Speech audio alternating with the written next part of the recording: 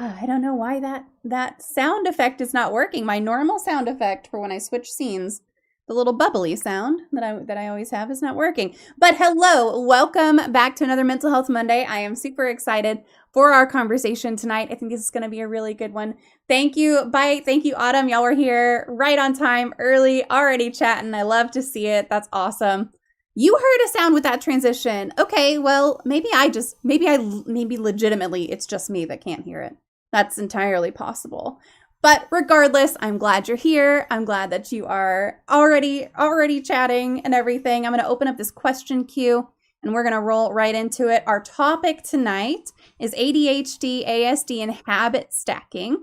And I'm super excited to be speaking with Jeremy Nagel. And I'm going to tell you a little bit about him. But first of all, Jeremy, thank you so much for agreeing to join us and for being here tonight. It's a pleasure. Yeah. So Jeremy is a neurospicy software developer turned startup founder who is slightly obsessed with habits. He likes to start each day with a 2-hour morning routine and sometimes surprise his colleagues by riding his elliptical trainer during meetings to keep the energy high. He sold his startup Smooth Messenger to Message Media in 2022 and now works at Message Media as a product manager. His new startup, Focus Bear, is a productivity and work-life balance app for people with ADHD. While he's not working on startups, he enjoys cross-country skiing, trail running, and cycling with his wife. So I have quite a few links for you for socials. If y'all are looking to connect with Jeremy, and I'm going to load them in, I think, in 2 groups here. So feel free to reach out, say hi, all that good stuff. But Jeremy, again, thank you so much for joining. Really appreciate you. Yeah. Looking forward to answering all the questions. Yeah. So we've got a couple of comments already saying, I love the mug, love the orange on the mug, which is great. And then Autumn would like to know, do you prefer person first or identity first terminology? Thank you for that. I prefer identity first. So I feel like my autism and my ADHD is part of me, not something that will ever be separated. So I prefer to refer to myself as an ADHDer or neurospicy or an autistic person. Yeah, that's a great question. Like, I love the asking. Speaking of questions, if y'all do have questions, as Autumn just illustrated, you can pop them into the question queue or just put them into chat and I'll make sure to add those in and we'll get them kind of rolling. So if you have any questions about Jeremy, about his work, or about the topic tonight we're going to be talking about, go ahead and feel free to pop those into the chat and we'll make sure to address them. And Autumn says same with a big red heart after it. So there you go. Appreciate you popping that question in, Autumn. Now we're gonna kind of get into it. Normally I would say, like, when you don't do all the things that you normally do, what do you enjoy doing? But you already answered that in your bio. So how did you first become interested in software development, and what do you love about it and what do you hate about it? I first got interested in it because I was playing a game called RuneScape. It's one of those MMORPGs. And it's one that involves significant grinding, where, for example, in order to mine metal to make a sword, you have to repeatedly click on the rock, and my fingers were getting sore and I wasn't leveling up as fast as I wanted to. So I started looking around for ways to reduce the grind. I found this community of people who had built a sequence of cheat bots where initially it was about finding colors on the screen. So there'd be a certain color that would be on the rock, and they made it so that you chose the color and then it would just keep on clicking for you. And it meant that I still had to be there, but I could read a book or I could do something else while it was mining for me. And I'd notice that my backpack was full of ore, and then I'd take over at that point and move it back to the bank. That approach was good, but it ended up people getting banned because it was quite obvious to the RuneScape admins if you were just clicking repeatedly. So there were some evolutions on that. I found that code very hard to understand. I was just copying and pasting what other people were doing. But then I found this other community where some amazingly talented and intelligent person had figured out how to reverse compile the RuneScape bytecode, and they made their own library for writing code to control your character.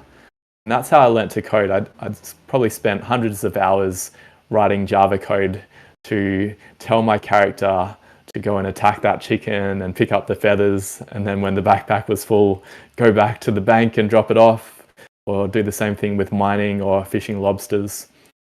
And that's what I'd suggest to people, that if you want to learn how to code, then you have to find something that you are super passionate about. I think the conventional approach of just going and doing an online course doesn't really work, because you don't have the drive for it.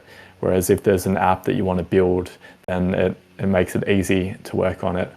And I learned some quite complicated things about Java programming as a 15-year-old that I would only learn later in university. But I just kind of figured it out through the help of this community and through my massive drive to level up my character. I love that. So RuneScape was one of my very first games that I played when I was well, it's not one of the first games I played. It's one of the first games that I played obsessively. Because there were plenty of games before that, but it's the one that I was like, I loved getting on and logging on and like talking to people. I was more about the social aspect of it than necessarily getting levels. I did all the mining, I did all the lobby fishing, I did all the everything, like all of that, but for me it was more about the social, which games for the most part still are just about the people for me. But I love it. Yeah, I remember people getting banned for the auto clickers and everything, and but it's so tempting to be like, okay, well, I'm tired of clicking this button when it's such a repetitive thing, you know? So, but yeah, I love that. I mean, finding something that you're engaged in that really kind of pulls you in, that you're like, I want this. It would help me if I had this. And then getting into it from that. I love that. That's really cool. Is there anything you don't like about it? Yeah. Things I don't like about it. One of the things that I was going to mention that I like about it is that it's very easy for me to get into hyper-focus around programming, that state of being concentrating so hard that I don't notice time going by. And that can be a lovely thing, but it can also be a dangerous thing for me. One of the things I don't like about it, or maybe one of the things my wife doesn't like about it, is that when I get into hyper-focus, especially when I'm coding, I don't remember to turn off the stove. And there have been multiple times where I have caused terrible cooking accidents because I've been coding away, and then especially with a pressure cookers are particularly dangerous for me. There've been a few times where it has exploded and I've had to spend hours cleaning the ceiling. Yeah. Oh, that's a bummer. Yeah, so Autumn says I did something similar with Cookie Clicker. That's funny. Yep. And she also says I'd love to learn machine code, but it's pretty scary and toxic. Oh, toxic is an answer to the other thing. It's pretty scary. I get that. MommaFoxFire in a game for the social interactions. I am shocked. What? No, I'm always social in games. It's wonderful. Because it can be all about the connections, right? Like it can be all about you're there to connect with people, or you can be there to get 99s. Like you can also just be there for that. We have a RuneScape channel actually in my Discord community server. There's a RuneScape channel, and one of our community members was just in there saying like they're playing OS and they're like, I'm gonna get 99 today on this right now. It's happening. It's impressive. Yeah. It used to be very hard. I remember there was one person who was very driven and got to 99 in almost every skill. But I think I maxed out at about level 70. I was probably steering more towards the social side of it towards the end as I stopped caring as much about the game. I've got a lot of things more than halfway there, but my deal is I don't want to have any of my 99s pop until I have all of them ready. So I want to get them just all at once for like a giant hit of dopamine. Yeah. But that's Are you playing the old style where it got progressively harder to level up, or are you playing I've heard there's an ADHD friendly version of it where you level up very quickly? I'm playing whatever's in RS3 is what I'm playing. So I'm not on Okay. OSRS, although most of our community, that's what they play. If they play RuneScape, most of the time that's what they're talking about. But I play Right. RS3. Okay. So whichever Yeah, I one that haven't is, played it's it like in over 15 years. 92. I think 92 is the halfway point. When you get to level 92, you're halfway to level 99, XP wise, Ah. Oh, wow. which sounds terrible and awful. Why do I play that game? Now I'm questioning everything. Bitemark says I'm similar with coding. I'll figure out one piece of a thing and then suddenly it's several hours later and I haven't eaten or drank anything and I've had to pee for hours, but the program is working. Mm. Yeah, yep. So, Jeremy, what is your favorite life hack? It would be the elliptical trainer that was mentioned in my bio. I Yeah? can't easily show it to you, but it is under my desk and I am pedaling on it now. Can you Oh, tell? that's awesome. No, I had no idea. That's amazing. I do I do swivel slightly. I guess the other life hack is I've had to put door stops underneath my chair so that my chair doesn't move backwards as I'm pedaling. Because before I had that, I had to hold onto my desk as I was pedaling, otherwise I would end up moving backwards. Yeah. I really like it as a way of giving my body something to do while I'm in a meeting. Right Yeah. now it's fine because we're talking and I'm involved, but I'm in a lot of work meetings in a corporate environment where there's 10 people there and I'm not particularly interested in the subject matter, yet I have to be there and I have to stay on camera. And this is my hack for how I can still remain sane during those boring meetings. Yeah. I love that. Was it, you don't have to answer this if you don't want to, but was it very expensive to get one? I think it's probably cheaper in the US. I think it was 250 Australian, and I was weighing up between Okay. that or a treadmill desk. And a Yeah. treadmill desk would have been considerably more expensive because I'd have to change my desk and the treadmill itself to get, you can get the cheap ones, but I think they wear out quite quickly. Yeah. That's another option too. I still would like a treadmill desk at some point. I feel like the Yeah. walking action is quite nice. Oh, I love that. So the And I've elliptical also got version. a few other things. Yeah. Oh, you go. I've Got got a grip strength trainer. oh, that's neat. Like I like that your things are very in like just body engagement because they make little like fidgets and stuff. So I've got this one just has a little marble that you can move around in it. I've got a little cube somewhere unless my children have stolen it, which is entirely possible. But it's got like buttons and things on it that you can push, but I love the idea of something that really engages your body. That's really neat. Yeah. And the other one that I like, which is slightly dangerous, is playing with my pocket knife. Now, you're not doing like the hand thing, right? How do you play with your pocket knife? I just like flicking out the blades, Oh, particularly the yeah. scissors, and Yeah. just doing that sort of thing. Yeah, that Sometimes seems like I'll it could cut be bits of paper. dangerous. That seems like it could be dangerous for sure. So the Yeah. elliptical is your version of what I refer to as the designated distraction. Ah, there you go. Because if you have something that's like this is what's meant to be here, then it's less actually distracting. Hmm. That's great. Yeah, I find things that are more mechanical, I don't find them particularly distracting. They often help me to concentrate better. Because if I'm just sitting there and I'm trying to remain still and attentive, then that's very taxing for me. Whereas if I can have some motion, it makes it a bit easier. Keeps my hyperactive ADHD brain happy. That's interesting. So I feel like now my 10-year-old is going to need that eventually whenever he gets into the workforce. He's going to need some sort of something. Right now in his classroom, he's got a couple of accommodations that help him. Like he can stand if he needs to, and he can fit. He has Tourette's and ADHD. So everything's covered under the Tourette's. So like he can fidget. Obviously, he can fidget because he has tics. So he's gonna, whether you allow him to or not, it's gonna happen. But yeah, I think an elliptical desk.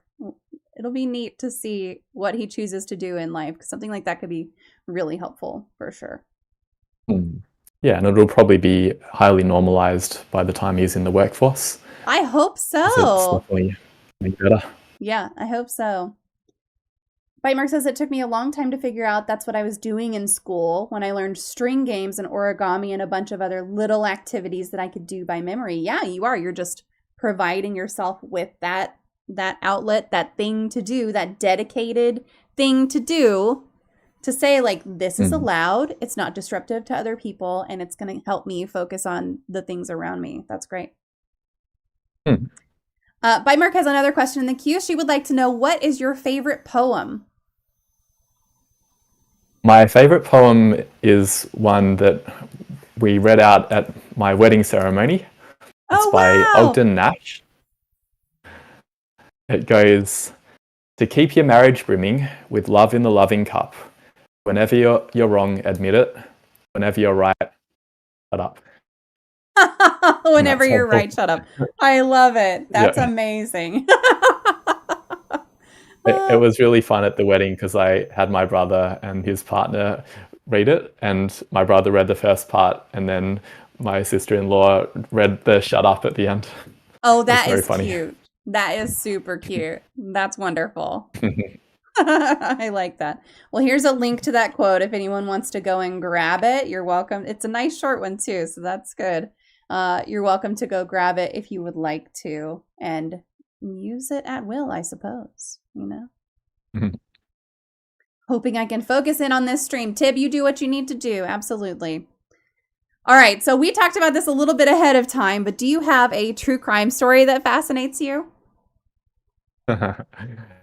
I'm a big scaredy cat. I really don't cope well with horror or thrillers or anything like that. It goes back to probably when I was maybe 6 years old and I was at after school care and they played Edward Scissorhands, which is probably not a tremendously scary movie, but I had nightmares for weeks, and my mum had to talk to the school and say maybe you shouldn't allow grade 1 kids to watch that type of film in the future. And it didn't really get better. I remember when I was probably 20 years old, I watched Scary Movie 3, which is meant to be a parody and isn't actually scary, but it had some kind of reference to The Ring. And I nearly jumped out of my seat when the girl with her hair came onto the scene. So I don't enjoy them, and I'm not ashamed to admit that I'm a scaredy cat. But there are some other books that I prefer that have less of the adrenaline-inducing aspect to them. Yeah, Edward Scissorhands I feel like is creepy for sure. And to someone who's very young, that could absolutely be terrifying. Most definitely. Now I'm trying to think of like the first scary movie that I watched, and the only one that really comes to mind as being scary when I was little was Freddy Krueger, and I watched that when I was really little, and it was terrifying. But Mm. I don't know why, but I love horror movies. I think they're great. I want to sit in the complete dark and watch the scariest thing I can possibly find. It's great. Oh, wow. Now you said there On were your other. own? Oh yeah, absolutely. Oh, oh my. I think it's like the adrenaline. It's kind of nice. You said that there are other books and everything. So do you have a favorite book that you feel like other people should take the time to read? One that I've enjoyed recently has been The Ministry for the Future by Kim Stanley Oh Robinson. yeah. It's a sci-fi book, and it sort of aligns to what we were talking about before the show started. It's about the effect of climate change, and it opens with this scene where there's a massive heat wave and tens of thousands of people die. And then there's some interesting elements of environmental terrorism, of shooting down private jets and things like that I enjoyed. It's quite a fun book, which is because Kim Stanley Robinson, I think he has a science background in some way. It's quite truthful in some ways. That all of his books, there's recognition that they're not fanciful necessarily, that they're actually quite plausible, and I enjoyed that aspect of it. But I'm on a fiction fast at the moment. I've Oh. been avoiding reading any novels or watching movies or TV shows or social media, anything like that. I'm trying to just be a bit more present in the moment, and because in the past, books were something that I really used to escape from the current situation. And I think that's valid, but I took it a bit too far. When I was a kid, I'd read 30 books per week, for example. I really got immersed in it. And I think there's a lot of value in it, and I've had a lot of positive experiences from reading, but I'm trying to limit it now. Yeah. Do you do that on a regular basis? Just kind of go for periods where you're like, I'm on a fiction fast. I think that's interesting to think about. But is this the first time you've done that, or is this a regular thing? It's the first intentional way I've done it, and I'm doing it with a group of other people, so it's helpful having Nice. the support around it. But in the past, I had a bit of a philosophical dislike of anything that didn't seem useful. I went through a very utilitarian phase where I didn't like poetry, I didn't like fiction, and I probably didn't read fiction for about maybe 10 years. And I got Wow. back into it maybe 4 years ago, and I really enjoyed reading some sci-fi and some fantasy again. And I'm trying it out, especially the other thing that I'm avoiding is the news as well, because that really isn't great for me, absorbing content that tends to inflame my emotions, things that I can't do anything about. Yeah. I've felt better as a result of that.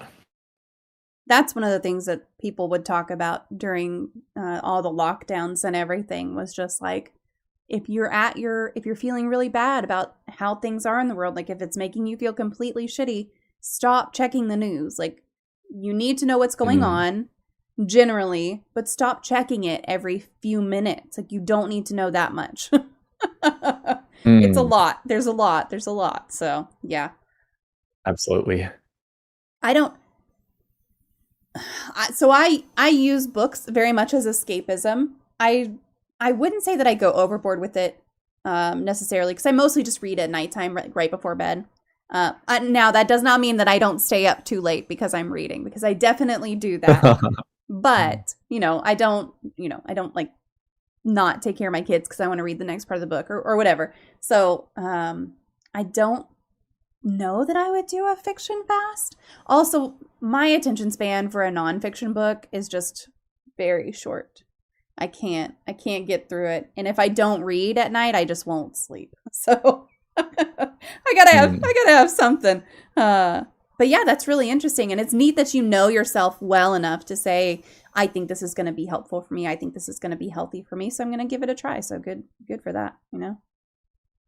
Yeah, and I probably won't do it forever, because I do think there's a lot of beautiful cultural things that come out of reading, Yeah. and the escapism is really nice as well. Absolutely. All right, couple things out of the chat that I want to make sure that we get to. Tib asks, are there any tips to keep focused while using the Pomodoro technique for tasks that don't have good stopping points? Oh, I like that, Tib. I guess the Pomodoro technique is very well suited for tasks that don't have good stopping points, because you're meant to just abruptly stop at the 25-minute mark or the 50-minute mark. In terms of staying focused during that time, there's a few things that work for me. One is body doubling. So using a tool like FocusMate, where you go on there and you tell someone else, I'm going to be focusing on this for the next 25 minutes. And even better than that is if you can actually be working side by side on the same issue. I do that with my colleagues sometimes, that we'll do pair programming, where we're both looking at the same screen and we're solving the same challenge. It can be a great way to get unstuck. And then the other thing that helps me personally is limiting distractions in a quite strong way. I mentioned the news as a problem. That was a big way that I torpedoed my productivity in the past, that I'd be working on a project and then I'd have this urge to find out what was happening in the news or on Twitter, anything like that. And that context switching has a really dire effect on my ability to concentrate. So I built software around it, but there's a bunch of different tools that can help to limit access to distractions during that time. Yeah. Oh, you go. No, go ahead. The other thing would be, I think it's not just about during the Pomodoro block, but using the breaks in an intentional way. When I first learned about the Pomodoro technique, I'd do 25 minutes of focused work and then I'd go check my emails and then I'd try and start another block, but my attention has been grabbed by what was in my inbox. And now what I aim to do is actually leave my computer, go for a walk or go get a drink of water, something away to allow my brain to reset. And it's much easier to do a successful second Pomodoro block if I do it that way. That's a really good point too, because it's real easy to say like, okay, well, I'm going to save up and only check social media or check my email on the breaks between the official tasks, right? But then if you're trying to go back to a task and then you're like, oh, shit, I really need to answer that email that I just saw that I should have checked. And for me, it's like once it's marked as read, I won't look at it again unless I take care of it. So that's a personal one, but yeah, that's really tough. And then Tib also says, I tend to play games on my breaks and I come back and I'm in a whole nother mindset. Yeah, so it sounds like just being that really super intentional about what you're doing on the breaks. I swear to God, I do mark things as unread a lot, but sometimes I forget and I just don't do that. But I also, so like throughout my workday, I'll close Outlook completely, like not just minimize it, I'll close it so that I don't get the pop-ups and stuff. So then whenever I do open my inbox, it's like, okay, I've opened my inbox because I want to get through some emails. And so then I take care of all of that at the same time. But I'll close it, totally close it. And my whole team knows if they need me, they need to hit me up on Teams first or text me or something because I might not see it on my email right away. But yeah. I'm the same. I have all my notifications turned off. I don't have notifications for Slack even. If someone really needs me urgently, I've got a Slack little bio where I say, hey, heads up, I'm autistic and ADHD. I may be quite brusque in my replies, and I'm also not checking it regularly. If you want to get my attention, call me on this number. Yeah. That's totally fair. I mean, letting people know how they can communicate with you the best is great. Autumn says, I'm struggling between trying to remain informed. Oh, this is about the news, about various things going on in the world and being unable to do anything but wallow in the horrible state of the world. Yeah. And that's where I find myself sometimes, Autumn. And I just have to be like, and we're not listening to the news anymore. I'm going to switch it. I'll switch it. I'll be like, I'm tired. I'm just tired. Like my brain is tired of listening to this shit. And I'll change it to music for a little while. I do generally try to listen to news on the radio, but some days I just have to change it. I have to be like, you know what? Put it on that classical station, put it on the hip hop station, put it on the country station. I don't care. Just put it on something else. So I feel you. There's a good book about that by Alain de Botton, where he talks about how to be intentional about consuming the news. And he's an advocate for slow news, where you can get, say, monthly publications that will talk about what has happened over the last month. And that gives a more nuanced interpretation of it, rather than if you had read the news every day for a month, you maybe would get the same information, but there's a lot of sensationalism there, and you're not necessarily able to see the bigger picture. I was doing that for a while. I was subscribed to a scientific newsletter where once per day they would have an academic write about their interpretation of what has happened in the last 24 hours. I found that I love that. good, but yeah, I've just been doing an experiment with what if I don't remain informed at all, what impact has that had on my life? And so far it really hasn't had an impact. And I've saved some time and some emotional bandwidth. Yeah. What was the name of that author? The publication is called theconversation.com. Okay. It's oriented towards Australia and the United Kingdom, but they may have a US branch too. Oh, I pulled it up and it pulled up as /US. So okay. They know where I am.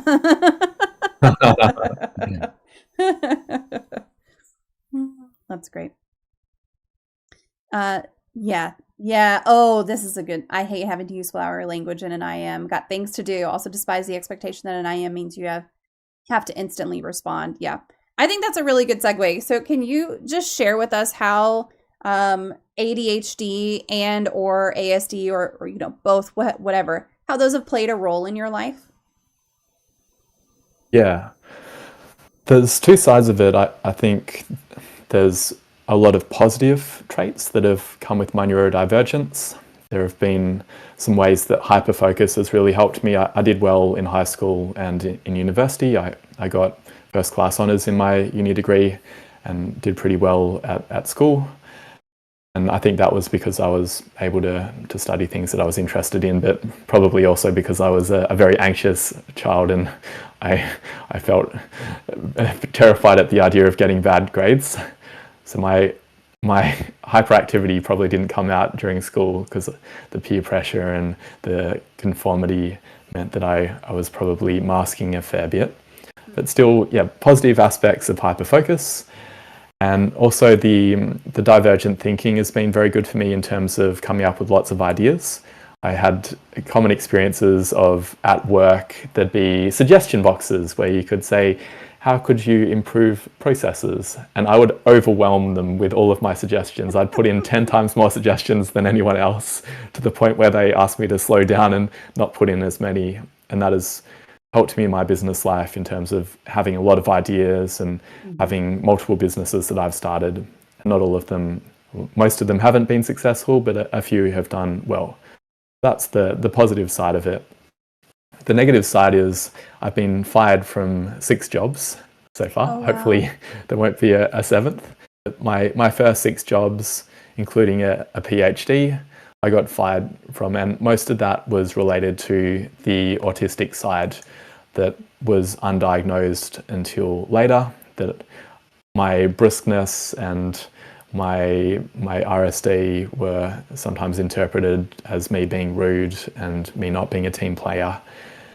And that was very emotionally challenging for me, and also financially challenging too. Getting fired in rapid succession wasn't fun. I guess as I've developed better technical skills, maybe I've been allowed to be more of a brilliant jerk, and people have tolerated my idiosyncrasies a little bit more. I'm trying to work on that to both warn people that at times I will be a bit brusque, but also deal with the emotions that lead me to sometimes being a bit impatient, because it's not great, and I feel bad sometimes for people who work with me, that at times I can be a bit of a prickly person to be around. I mean, I think there's a lot of awareness around it too. That is just like people are more understanding now than perhaps they were in the past. Especially once you do have a diagnosis and you can say, this is part of who I am. This is how I prefer to interact, and kind of here's why. It makes it a little bit easier for folks to have it click in their head and say like, okay, this makes sense. But at the same time, everyone has communication preferences. Like everyone has those, whether you are neurodivergent or not, everyone has different communication preferences. And it sucks that sometimes jobs or programs or anything, like there's not a good place for everyone. That's a bummer to fit in, because everyone has something to contribute. And if you're, getting let go or getting excluded because you're a little bit too, short with your responses, they're missing out. Yeah. And I think the other thing that contributed to that as well was when I was early in my career, there wasn't the concept of remote working.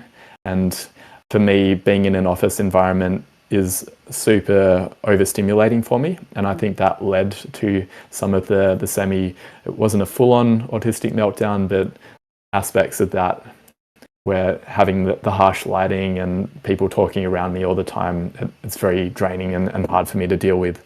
So it's been way better since the pandemic, where I haven't been into the office probably for the last 2 months. And prior to that, In my current role, I've probably gone into the office a grand total of 10 times over 2 years.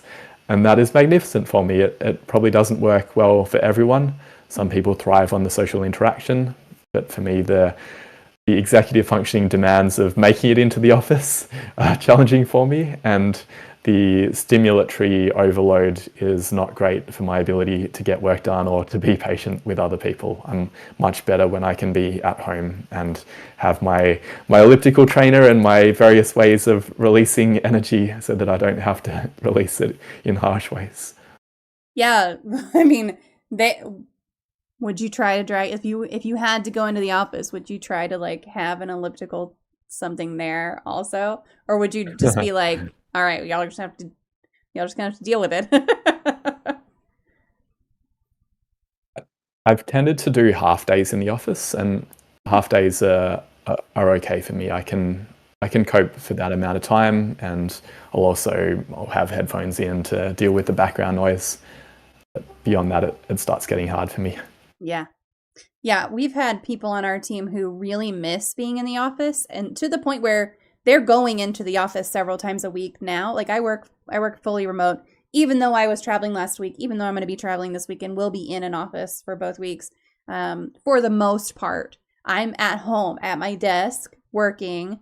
But we've got folks who really miss being in the office. And then we have folks who are like, I can't get anything done if you make me go into an office. So I think, whatever your working style is, and this goes back to what we were saying earlier, whatever your working style is, there needs to be a way to do what suits each person best within, and because you're going to get better work out of people that way also.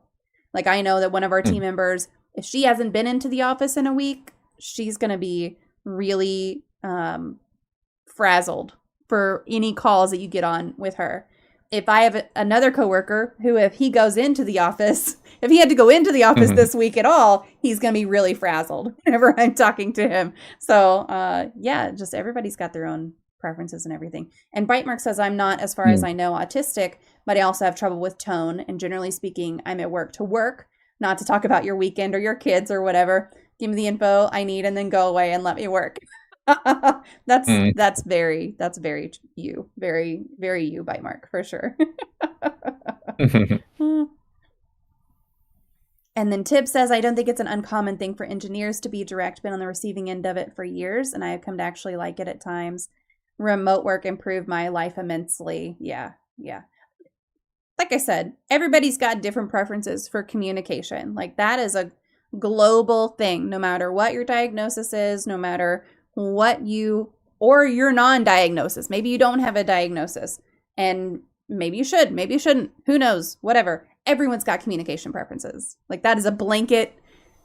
My children have different communication preferences between each other. They don't have the same communication preferences that I have even. So it just depends. Are there any misconceptions about ADHD or ASD that come up or that bother you or that you encounter frequently? Yeah, there's a couple.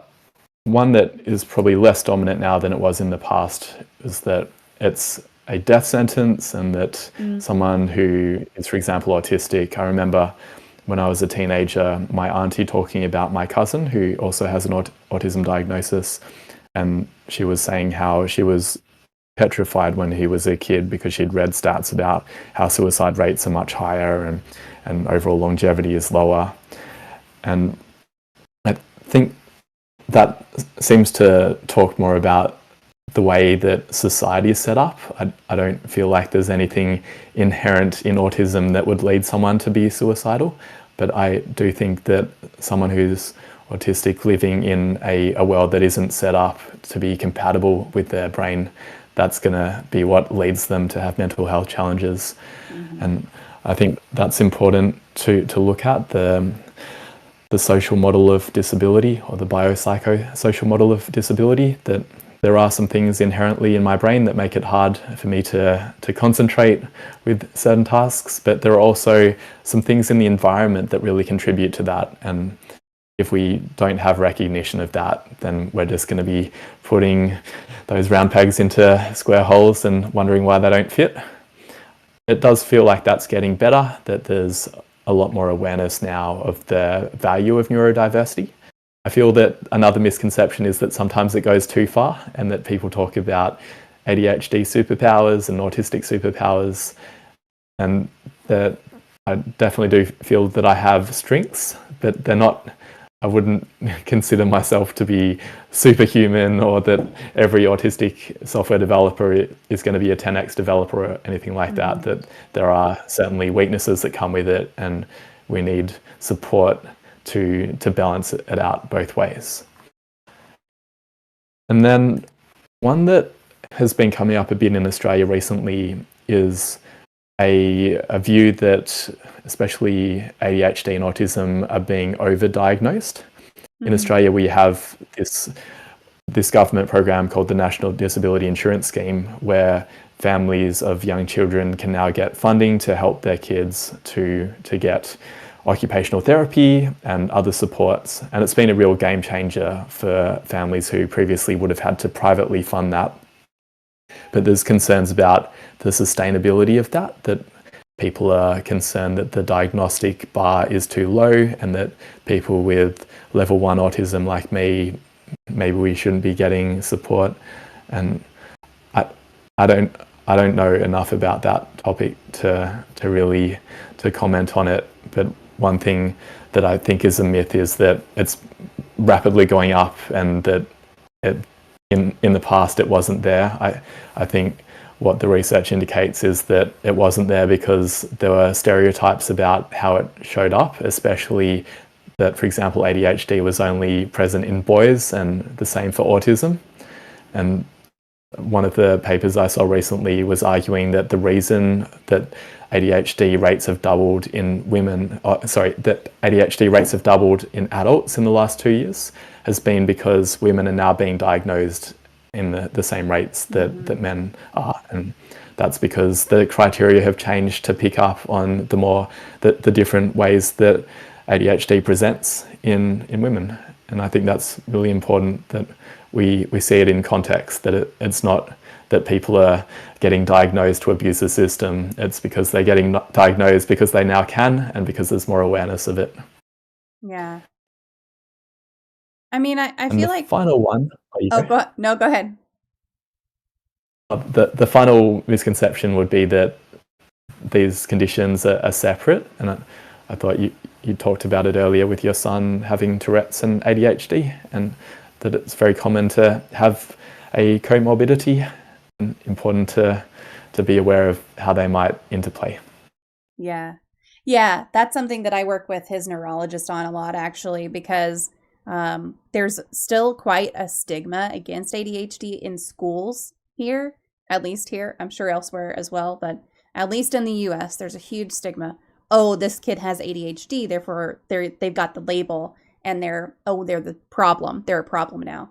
So because he also has Tourette's and he's got both of these things, his neurologist felt strongly. He was like, I'm not even going to write down that he has ADHD. So he actually does not have an official diagnosis of ADHD. But the reason that he did it that way was because of that, because we could cover all of his accommodations that he was going to need for ADHD under a diagnosis of Tourette syndrome. And so he's got Tourette syndrome, so he requires all of these things of, like we were talking about earlier, I can get up and fidget. I can stand up at my desk. I can have a little more time on tests if I need to. All these different things that you would also get for an ADHD accommodation. And it's like, we're going to just focus it down on that, and everything else is going to take care of itself. If there becomes a problem that's more related to ADHD that we can't cover under Tourette's, then we'll move into that direction if we need to. But so far, it's like, we've covered it under that only because there is such a stigma against kids having that diagnosis in schools, and they want you to medicate ADHD. And it's like, if I have to medicate my child, the only medication that works for Tourette's is I won't say the only one that works for Tourette's. The only one that is an option for my child to take right now would be an anti-seizure medication that would make him really, really tired all the time and lose his personality essentially because he was really, really tired all the time. And it's like that would be the only medication that would be okay for him to take. He couldn't take the traditional ADHD medications because of that. So we're covering everything under that. But it's really difficult sometimes to say, well, I have autism and I have ADHD, when it's like, well, they interplay together, and therefore you have to treat them as one thing and make sure that you're treating or accommodating or whatever it is in a way that makes a difference for both, because you can't just say, well, I'm only going to worry about this when you've also got this over here. And it's like, is something you're doing for this going to aggravate this over here? So yeah, that's really, it's really something that I think gets overlooked a lot, even for something as simple as anxiety and depression, because you can do a lot of different treatments for anxiety that can make depression worse, or you could do a treatment for depression that makes your anxiety worse. And if you're not open and honest with your providers about everything, it can get really muddy really fast. Yeah. And it's also very individual as well, that what works for one person with anxiety and depression might not work for another one. And the same with autism and ADHD, that not every ADHD is the same. Not every autistic person is the same. Yeah. And I do want to touch on just very quickly what you were talking about earlier with the increase in diagnosis, because we've talked about that a couple times recently with a couple of different topics. And I feel like if everyone were being super honest, you could diagnose your grandparent with something like autism.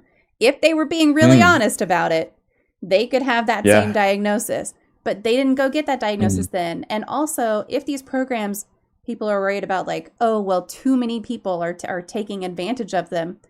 If the program is helping someone, is that really a problem? Like, sure, the money might be a problem, right, in the long run. But if it's helping someone, which why would they take advantage of it if it's not helping them?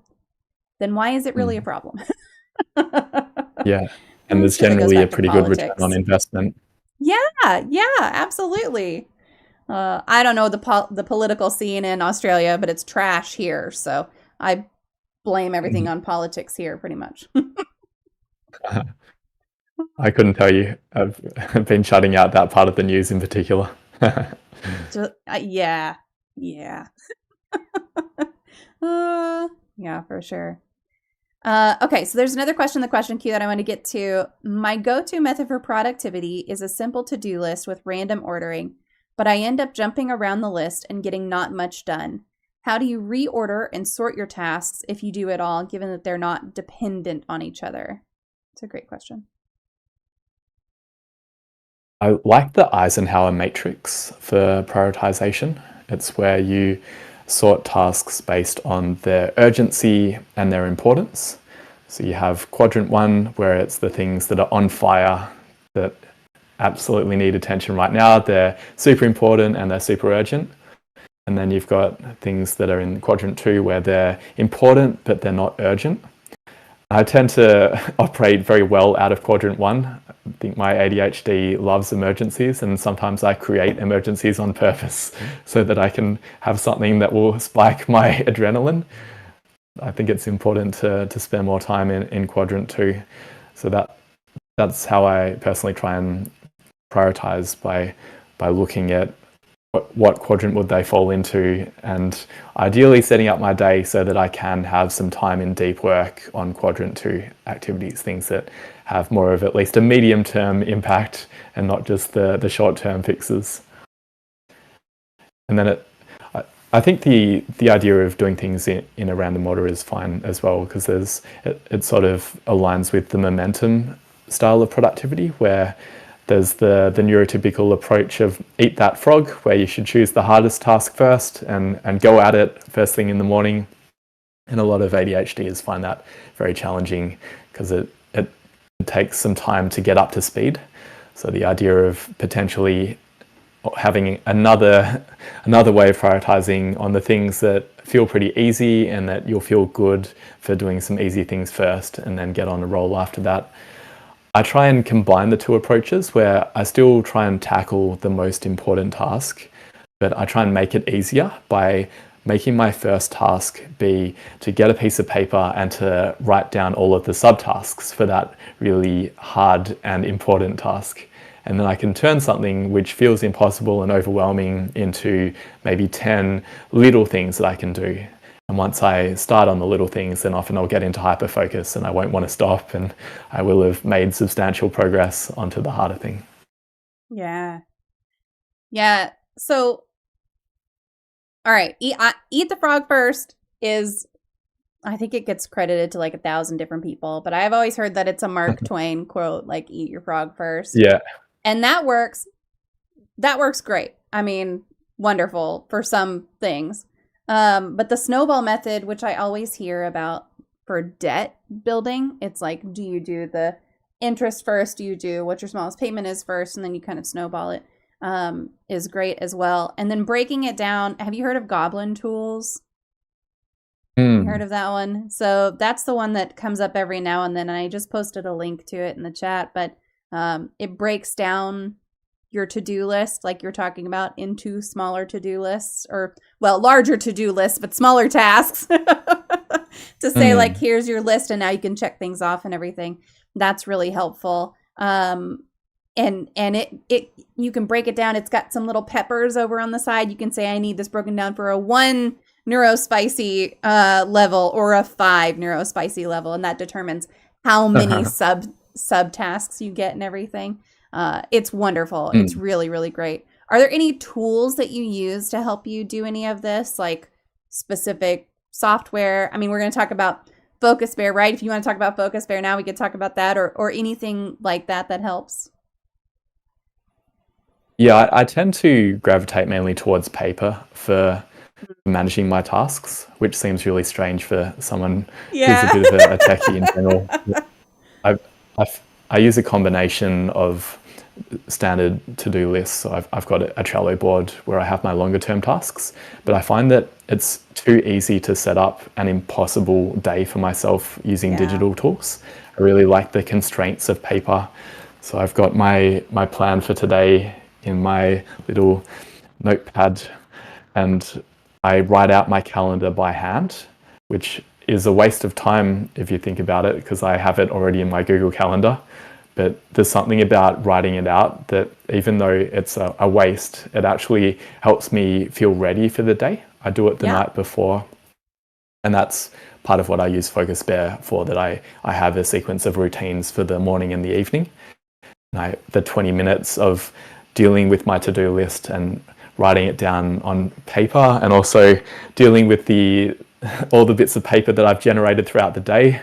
Because as I'm, say, doing my meditation, I'll often come up with another 5 ideas that I'll write down. And if I'm out for a walk, I'll be scribbling things on a piece of paper. And at the end of the day, I have multiple bits of paper that I then need to process a little bit more. But even though it maybe feels inefficient, in the past I would drop it into Todoist. But I found that putting it into a digital system made it seem like it was already processed. And that is not true. That I actually need to put some thought into, how soon does this need to be done? What else do I need to do? What are the subtasks? And I have played with Goblin Tools. I personally feel that my context is too unique for an AI system that doesn't know me to be able to do well. There are some basic things around, like doing the laundry, where maybe it can give some ideas, but I find I'm generally capable of coming up with the subtasks on my own if I have, as part of my morning routine, to look at my to-do list and spend 5 minutes with another piece of paper and write out the steps for the things that don't feel obvious and that have a bit of more weight to them. So that's my approach, analog and digital. I mean, look, you got to use what works for you. And Bitemark says, well, when the computer is where the work is, sometimes the list needs to not be in the same form. And it's true. Like, also, I find that if I write it down, I'm far more likely to remember it versus typing it out. I can type out 20 things while we're talking and not remember a single thing that I typed. But it'll all be grammatically correct and everything. And it'll make sense theoretically, but I won't remember that I typed it. If I jot something down, like I had an interview recently for a position at my company. And during the interview, I was writing stuff down. And it wasn't because I couldn't type it at the same time. It was because I wanted to remember to ask it and everything. So it sounds like you make doing your to-do list a task in itself. So is there a way to view that? Do you view that as a task? Doing your to-do list is a task on your to-do list? Yeah, I describe it as a routine rather than a task. So I Okay. treat my tasks as the ad hoc things that I do that are different each day, whereas the routines, I have that as the first thing that I do after I finish my workday, that I'll spend 20 minutes planning for the following day. And that makes a nice cutoff point, that I know that after I have finished going through that I'm done, that I don't need to think about work anymore for the rest of the day, that I can go and cook dinner and wind down, and it's a lot easier for me to continue on and sleep well that night. Whereas if I have a lot of open loops, then I'm going to be finding it hard to sleep in the evening. Yeah, that's totally fair. Tib would like to know what you do with all the paper once you're done. Do you archive it? Do you shred it? Is it all over your house? I scrunch it up in a ball and throw it in the corner. I find that satisfying. Excellent. And then afterwards, I put it into the recycling. Perfect. Yeah. But I also, there's quite a lot of times where, say, here's a piece of paper where I wrote 3 things on it, and the back half of it is still good. So I'll use that again for my next jotting session. Absolutely. So getting back to kind of the topic of ADHD and ASD, what do you consider to be the biggest challenges of being neurodiverse in today's society? And maybe especially since you're in the tech industry, especially there, is there anything in particular? The challenge for me is the screen time associated with being a tech worker, that I do feel like it's not great for me to be spending all day in front of a screen. And I try to break it up by doing walking meetings and doing some things, more things on paper. That's part of the reason I like the analog as well, because not only is it bad for my eyes, bad for my posture, but it's also more easy for me to be distracted on a screen compared to with a piece of paper. There's no notifications on there, and there's nothing that I can go and research. So I do find that a challenge of it. The rewards I find are that because my work is on a computer, I can work from anywhere. And I think we've touched on that earlier about some people liking that, some people not liking it. I really like it. I also like the overall flexibility. I remember early in my career being in an office and having breaks at certain times. My first job was in a supermarket. That was awful for me. I need more breaks than other people, and I need to be able to walk around and things like that. So I love that I can go for a break and no one's watching, and I don't have to feel bad about it. If I'm getting my tasks done, that's the thing that matters. Yeah. Remote work is the way. It's wonderful. I know plenty of people really crave that being in person, but as long as I'm talking to people throughout the day, which I do, it's my job. I talk to people all day. It's basically, my kids will tell you, if you ask my kids what's my job, they'll say to be in meetings and to write emails. Sounds like my job too. Fairly accurate, quite honestly. Yeah, I think that's the way. I want to design a to-do list recycling can hoop for post-it note 3-pointers. That is great to put it, make it, design it, get it done. Absolutely. I support you. I would buy that. That would make it really satisfying. Absolutely. So what advice would you give to other neurodiverse individuals who are considering either entrepreneurship or looking at getting into the tech industry, or maybe if they're in the early stages of developing their own startups? I just thought of another one in addition to the other ones that I had there, which is be prepared for meetings. Because I think my experience has been that as I have gone up the chain a little bit from an individual contributor to now I'm a product manager in my day job, and I manage people in my various businesses. And that was something that I didn't like in the past, that I found it really hard to have calls with people, and I did most things via chat and email, and I'm realizing calls are probably better for other people. So I'm having to learn to do that, and that has been something which is uncomfortable, but I think it has made a big difference in terms of creating a culture where people feel like I care about them and that we collaborate better.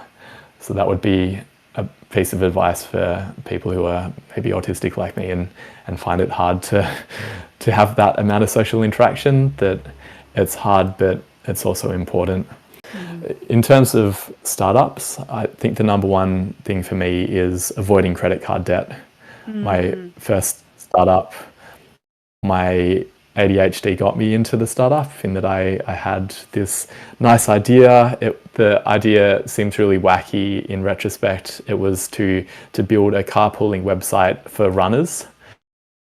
So I used to like doing fun runs and marathons, and I didn't have a car, and it was really hard for me to get there because public transport typically didn't run at that time.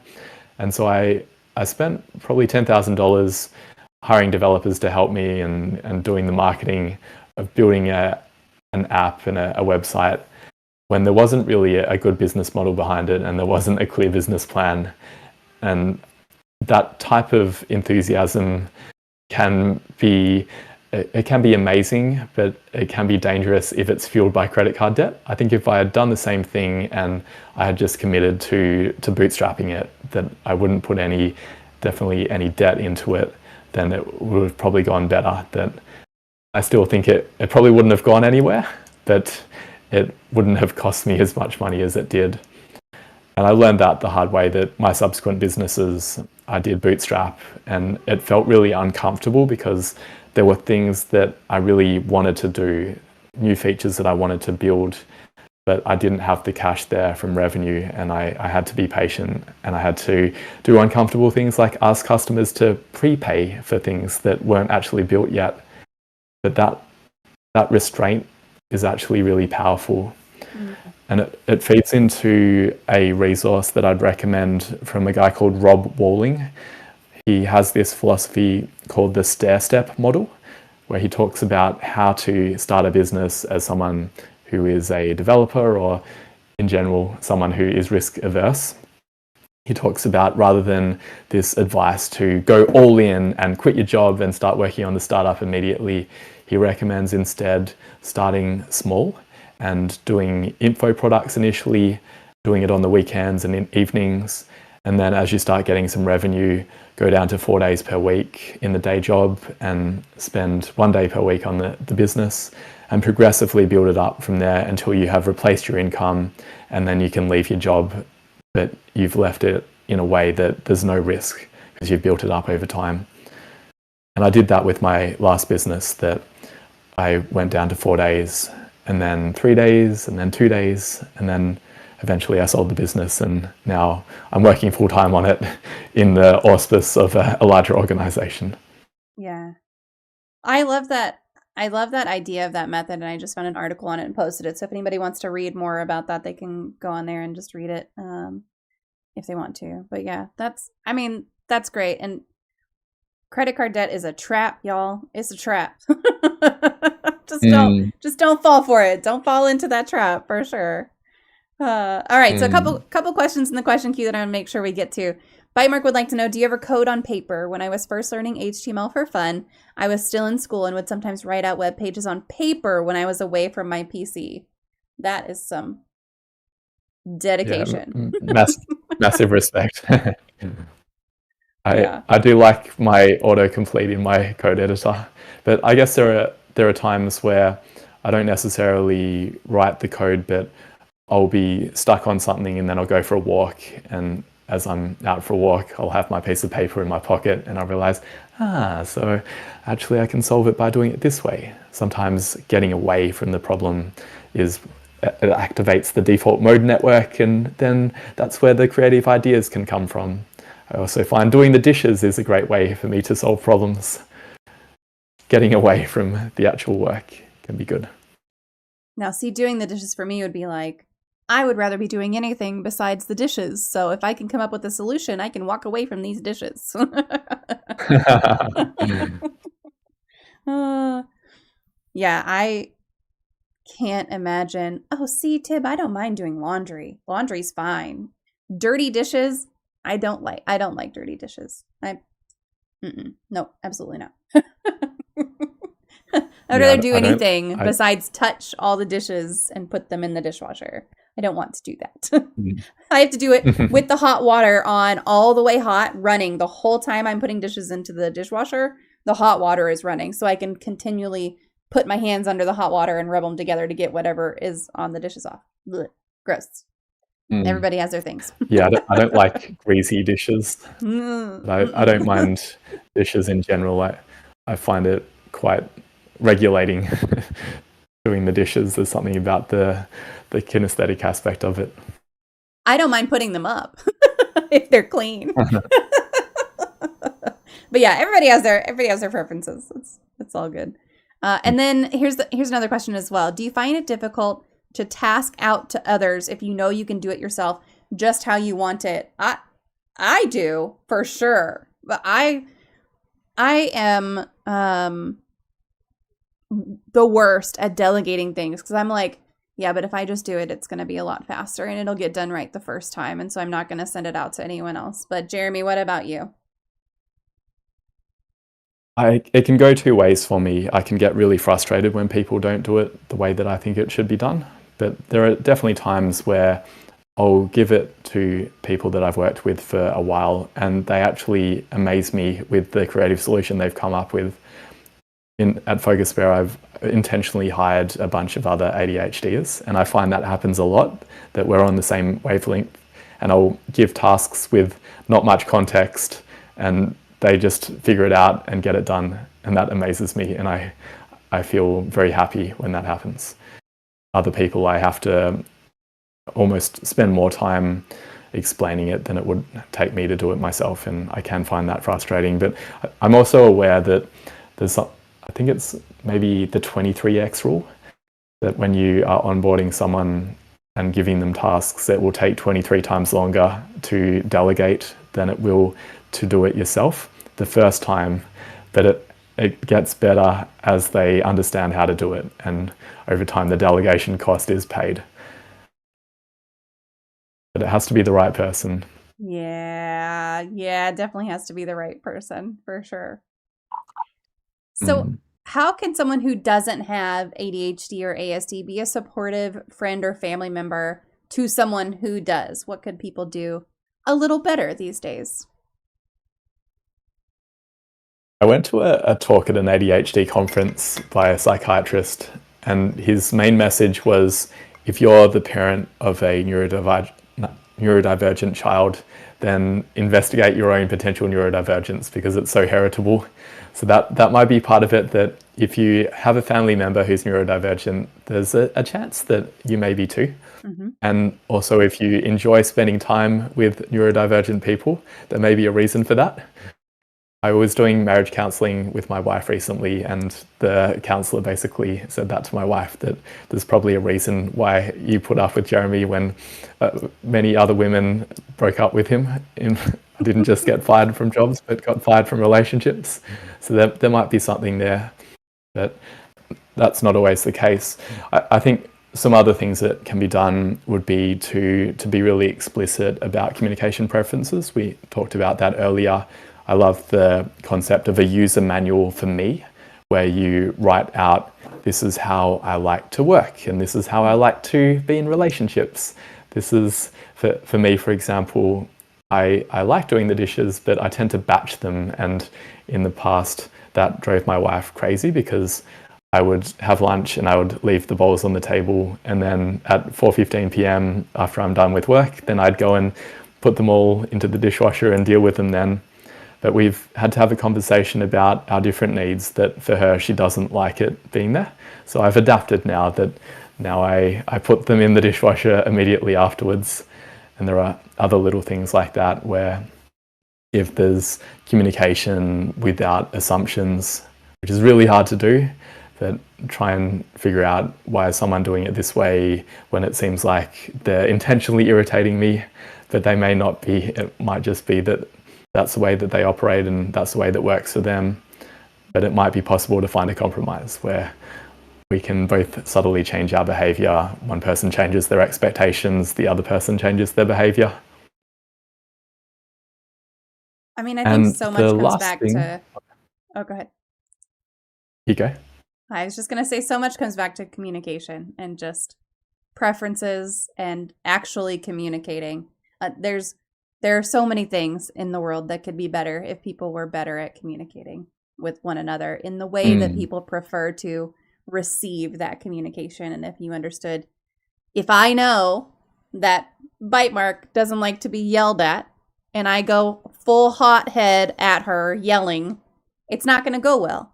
But if I know she doesn't like to be yelled at and I go at her after I've already schooled myself, so schooled my natural inclination of aggression, which I do tend to have.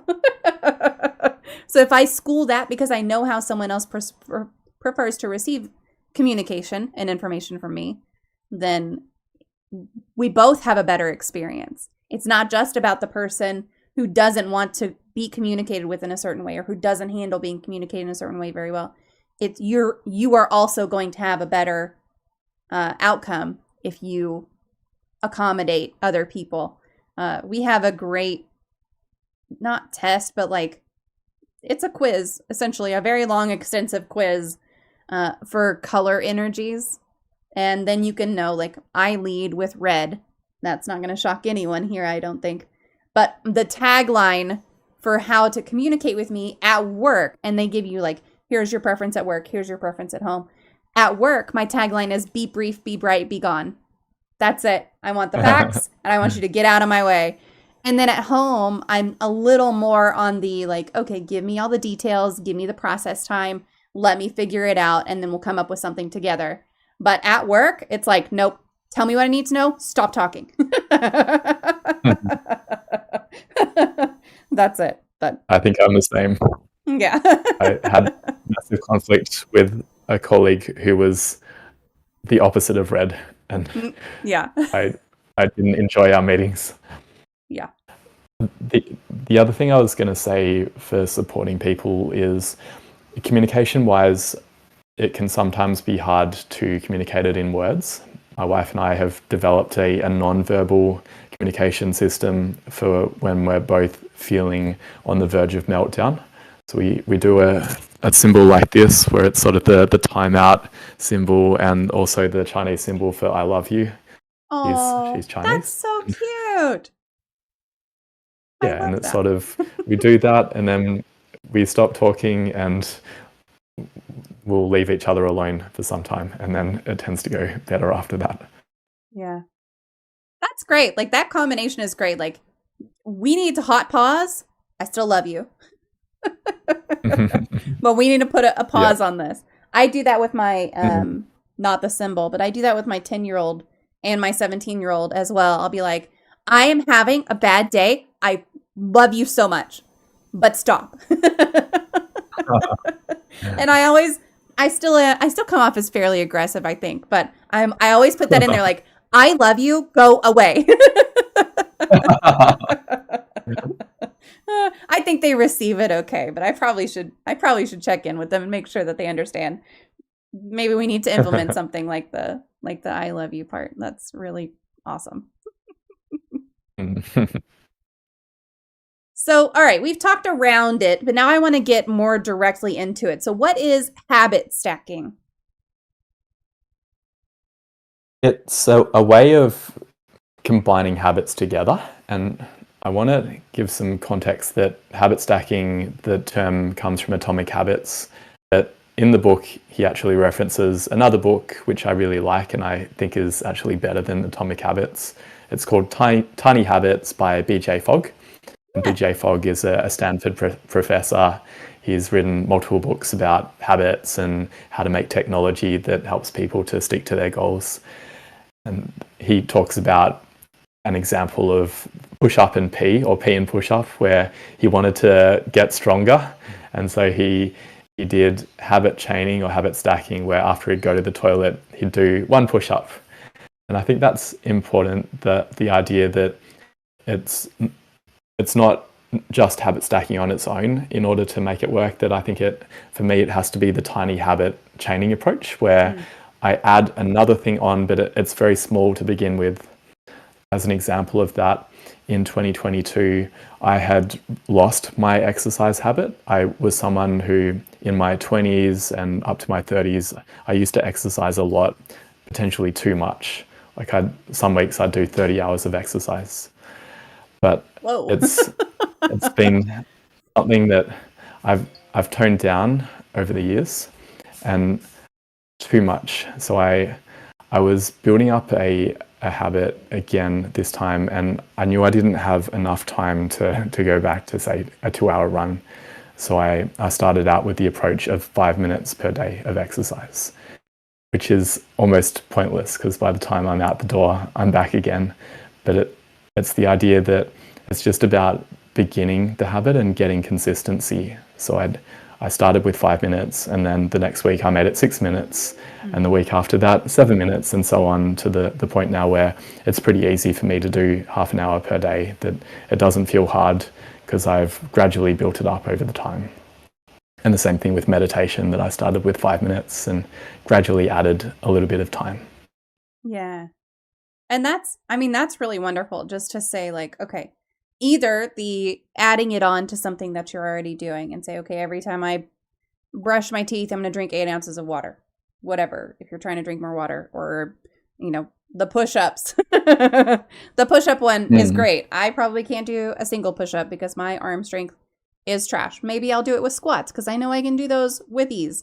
But either trying to do it that way or just saying, like, okay, I did 5 minutes today, I'm going to do 6 minutes every day I do this next week, and building it up that way. I think those are both great ways of kind of approaching things that you're trying to build, things that you're trying to add either to a routine or trying to add to something else.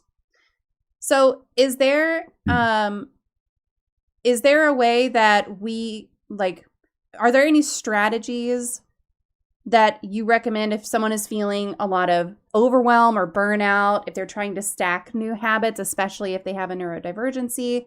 Is there any strategy around that? Yeah, I think that the starting small is important. The other thing is to make it intrinsically enjoyable, because I think sometimes we can have ideas of that I should exercise more and therefore I need to go to the gym. But I personally hate going to the gym. I find I don't like being around all the other people. I don't like the noises and the sound effects. So instead, for me, going for a run is nice, but a lot of people don't like running. So maybe do a dance workout or take the dog for a walk, find something where you can achieve that goal, but it's actually fun to do it. And then it doesn't feel as hard. Mm-hmm. Yeah. I think finding ways to make things fun is important in life in general. Just anything you can make more fun is going to be more better. Generally speaking, in life. All right, so I want to make sure we talk about Focus Bear in particular. So what is Focus Bear? What have you included to kind of address unique challenges faced by neurodiverse individuals? And how does it help? Yeah, so I built it originally for tiny habits, essentially, because I wanted to do the 5 minutes of running, and I had that idea, but I wasn't consistent with it. And I recognized that what was getting in the way was that I would wake up and I would immediately go and check my emails, and then I'd get sucked in, and then I wouldn't do the things that I wanted to do. So I built an app originally where it blocked me from checking my emails until I had done my routine. So I had to meditate and go for my run, and then after that I could use my computer. That was the early version of it. And then we added in distraction blocking, because I found that during the day it was definitely better for me focus-wise if I did my run and I meditated. That those days are far better than the days where I wake up and get stuck into it. I tend to just operate in a chaotic fashion, whereas if I have some time beforehand to be more intentional, the days go better. But still, I wanted a backup of distraction blocking, and I had used Freedom and Cold Turkey and a lot of those apps over the years, but I found that because they don't operate across all my devices, they weren't really actually doing it for me, that I'd be focused on my computer, but then I'd get a notification on my phone and I'd go and check it, and then I'd distract myself. So I wanted something that would keep me focused on all my devices. And that's what we've built, that I start focusing on my computer and my phone gets into the right mode as well. I love that. That's really cool. I mean, because if you can't get it to focus, if you have your phone there to distract you as well, and you've put something on your computer to say, like, help me not focus on this. Like, I have a timer on my TikTok. I have a timer on some apps, but I have a timer in particular on TikTok where I can only access TikTok for a certain amount of time. I can get around that and look at it on my computer. If I wanted to get around it, I have ways that I could get around it. So something that controls it across would be really, really great. Have you had any success stories of people who are like, oh my God, this changed my life, or anything like that? Yeah, a lot of, especially students, have talked about how it's helped them, that it tends to be pretty challenging, say, doing a master's degree with ADHD, and a lot of students have commented on how the distraction blocking and the routines have made it far better for them in terms of getting through the deep work and doing those difficult study habits. Yeah. We've got about 50 people using it at the moment, and a lot of positive feedback, some things that still need to be improved. It's an early app, but I think the people who are using it, and especially the ones who are ADHD, they tend to like it the most. The people who are pure ADHD, they have found some of the restrictive aspects of it and the routine parts not that great. So I'm trying to now make it so that it works for people who don't love structure as much as I do, making it a little bit more flexible. You can choose how restrictive you want it to be. Go from grizzly bear mode, where it's very restrictive, to cuddly bear mode, where it's a little bit more soft. That's cute. I love that. I love that terminology too, of just like, you shall not versus, okay, maybe a little. Does it work on like a Switch as well? Because if I could use that with my 10-year-old, that'd be amazing. Or are there only certain platforms that it works on? Yeah, it doesn't work on Nintendo Switches yet, I'm afraid. But I have heard that's a common challenge for parents trying to help their children to not spend the whole time on the Switch. Yes. Yeah. Well, or just like my 10-year-old has to get all of his chores done before he gets on electronics. And so I can put his Switch up on the refrigerator or whatever, right? But yeah. Well, awesome. I appreciate you kind of just sharing what that's for and everything. All right. Tib says, does your team use FocusBear internally, like for work habits? Or do they use something different? Yeah, no, we use a combination. We tend to use ClickUp for project management, but everyone's using FocusBear to help them stay focused. And the other way I use it and the team use it is I have some habits in my morning routine which are work related. I do my meditation and my run, and then I have, for example, 10 minutes of writing my book, where it only allows me access to Google Docs, that I go in there and I spend 10 minutes working on that. And it's amazing how much I can achieve when I'm only in the doc and I'm not starting to write and then thinking, oh, I should research that, and going down a rabbit hole. Instead, I just leave a placeholder that I write QQQ as a placeholder for something that I'll go back and research later, but not during those 10 minutes. And my team will do similar things. For example, my team member who works on analytics has a habit where in the morning, after he's done his walk the dog and done his exercise, he'll spend 30 minutes going through and looking at our analytics platform and trying to improve that. That's awesome. I wish we could keep talking about this forever, but I do know that you have some things you need to go and do. So I want to respect that time. I need to eat lunch because it's 3 p.m. now. Absolutely. Absolutely. So we're going to end on this one. If you could wave a magic wand, and let's see if my magic wand is working today. It is. If you could wave a magic wand and eliminate one common opinion, misconception, or theory surrounding mental illness, disabilities, or talking about mental health, what would you eliminate? I mean, we've talked a lot about neurodivergence. I'd also like to talk about eating disorders. I experienced eating disorders as a teenager and a 20-year-old, and that's something that I think doesn't get talked about very much in Yeah. men. So I'd like to wave a magic wand and destigmatize it and allow men to talk about it a bit more, that it can be a problem. Exercise bulimia was my issue, and I think it's potentially more common than people realize. Yeah, absolutely. Well, thank you so much, Jeremy. This has been really, really lovely. I appreciate it so much. And if you ever want to come back and talk about eating disorders, we could do a whole interview on just that. But yeah, it'd be lovely if that was out of here. Okay, well, thank you again for joining me and for having this conversation. It was really lovely, and I just appreciate that you took the time to join me here. Really enjoyed it. Thanks so much. Absolutely. All right, folks, give me just a minute. I'm going to disconnect with Jeremy, and I will be right back.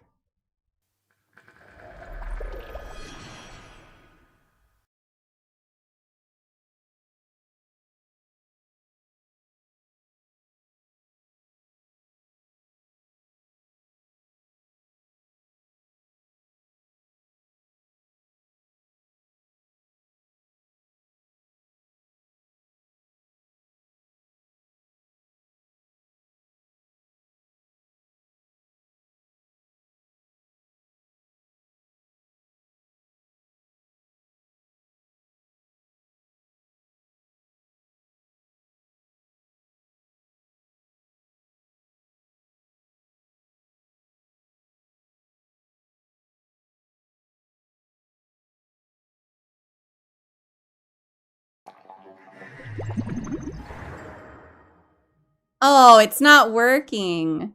Uh-oh. Okay, hold on. Where's my webcam? You don't get a webcam. You don't get to see me today. Sorry. Why is it not working? It was just working. Okay, hold on. What's going on? Let me change it to this and deactivate and then activate. What is going on? Okay, wait. Close that. Go here. Go there. Okay, well, I had to change it to the wrong camera and then change it back to the right one. Whatever. You know, sometimes shit just doesn't work. Sorry, that was a little abrupt there at the end. He let me know that he needed to go, and I was like, oh shit, okay. I did not know that there were time constraints ahead of time, or I would have adjusted us a little more smoothly. But I think that was a lot, like so many good, let me close this question queue. So many good resources and information out of that. I felt like we could have just kept talking, but y'all know me, I'll just keep talking. So there's that. He sold me on MommaFoxFire. Good. I'm glad. Okay, well, normally I would transition to gaming, but I do have to go out of town. So I am just going to go ahead and end here in general, but I appreciate y'all sticking around. Y'all were so interactive tonight. Like, I love it. I love it so much whenever people are here and asking questions, and rock freaking stars, all of you. Thank you for being here and for asking questions and just engaging. I love it so much. Okay, y'all have a wonderful week. I will not be here Wednesday. I might be here Friday. I was traveling last week. I'm traveling again this week. It's a bummer, but I shouldn't have to do this again for a little while once I'm done with this week. So, although who knows, in my new role, maybe I'll travel more frequently. Hopefully not back to back, though. This has been really a bummer. Like, I got home Friday. It was kind of late on Friday. Not like late, but not early. And I spent the weekend decorating for St. Patty's Day and getting ready for this trip. Not good. And then I worked today, and then I was like, my head was not in it right before this started. I was telling Jeremy, I was like, oh my God, Normally, I remember what programs to open. I'm on top of it. Everything is good. Everything's great. I've got it all. Mm-mm. I didn't have any of it all. So, also, I think if I travel like this very much, my children might murder me. So, there's that. So, I'm going to try not to, for sure. Yes, I posted my St. Patrick's Day decorations in the Discord. We're continuing with the skeletons. So if you have not seen those, go check out IRL pics because it's wonderful. It's a lot of fun. I have fun dressing up those skeletons every time. Damius D, how are you today? Welcome, welcome. We're wrapping up here, but I hope you're having a wonderful day. The all holiday skeletons. Also, we added, I don't know if anyone has been keeping count of the skeletons, but we have added two. We added one for Valentine's Day because he was proposing to the other one. And now we've added two for St. Patrick's Day because I couldn't decide which one to buy. And I was like, I'll just buy both and see which one I like better. Spoiler alert, they're both shitty, but they're plastic and it's fine. They were like, their big selling point was, oh, you can move the arms 360 degrees. You can't. Not and have them stay. Like, yeah, you can move them that way. They won't stay that way. Whatever. It's fine. But I'll just keep adding them. Look, I don't have a problem with it. Sounds like a job for hot glue. If we didn't rearrange their poses. Yeah, we could permanently stick them into that position, but then we couldn't rearrange their poses and stuff, And so we'll have the St. Patrick's Day stuff up for a couple weeks, and then we'll have to switch it to Easter like really fast. Oh, hot glue, because you can peel it off and redo. That's true. For some reason, when I read your first message, I thought it said super glue. My brain just fills in the blanks sometimes. It is what it is. All right, y'all. Well, enjoy your week. Thank you so much for being here, for asking questions and engaging with our guest tonight. That was a fantastic conversation. I appreciate each and every one of you. Have a great rest of your week, and hopefully I'll see you on Friday. We'll see. I haven't killed any zombies lately, so I'm feeling the burn to do some zombie destroying pretty soon. So, all right, y'all have a wonderful, wonderful rest of your evening. Bye.